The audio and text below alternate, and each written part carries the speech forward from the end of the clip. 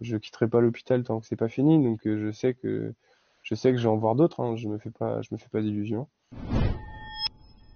Je m'appelle Vassili, j'ai 23 ans et je suis étudiant en management des industries créatives, mais surtout en ce moment brancardier volontaire dans l'hôpital Saint-Joseph. Être un brancardier, c'est vraiment transporter des patients. On va transporter un patient de sa chambre à un examen, d'un examen à un autre examen, des urgences à une chambre, enfin ou des urgences à un autre examen. Pourquoi j'ai fait ça? J'étais en stage dans une agence de scénographie. Vu que je venais de commencer, mon chef m'a fait comprendre que financièrement c'était compliqué de me garder et que il avait pas assez de boulot à me donner pour du télétravail à temps plein. Devant moi, soit c'était clairement 2 mois de non chômage technique, soit j'allais aider l'hôpital parce que ça fait quelques années que je travaille là, donc je connais pas mal de gens à l'intérieur de l'hosto.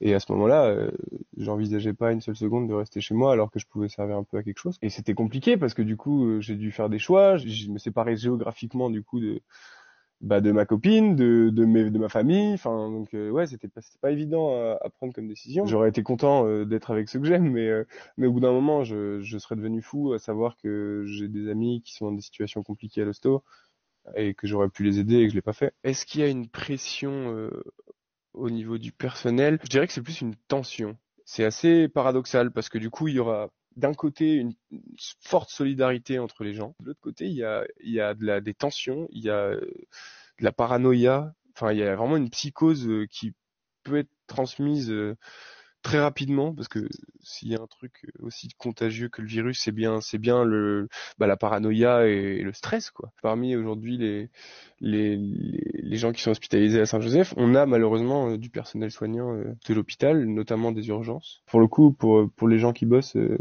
transporter des gens qu'on connaît, c'est pas, et puis qui s'exposent enfin, au même risque que les autres, c'est pas, ouais, ça fait pas du bien, quoi. La situation au sein même de l'hôpital change tous les jours. Donc il y a, par exemple, lundi, on s'est fait bouger, il y a eu beaucoup d'entrées un peu partout, et mercredi, c'était quand même beaucoup plus calme. Il y a une situation qui s'est présentée lundi où on a dû quitter les urgences avec un patient en grosse grosse difficulté qu'on pensait amener en réanimation.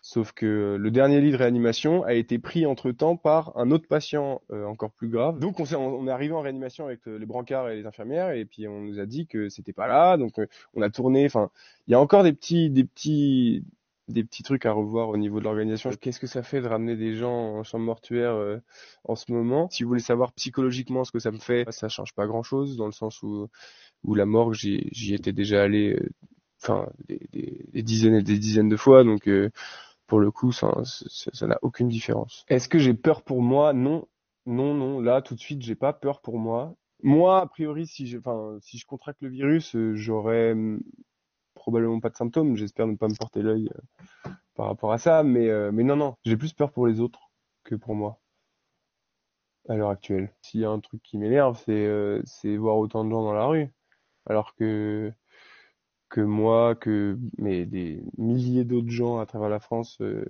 respectent le confinement et surtout se sont isolés pour pouvoir travailler à l'hôpital et au final, enfin, les gens continuent de sortir, donc il y a des morts, bah c'est sûr, et il y en aura encore. Hein. Faut être assez réaliste.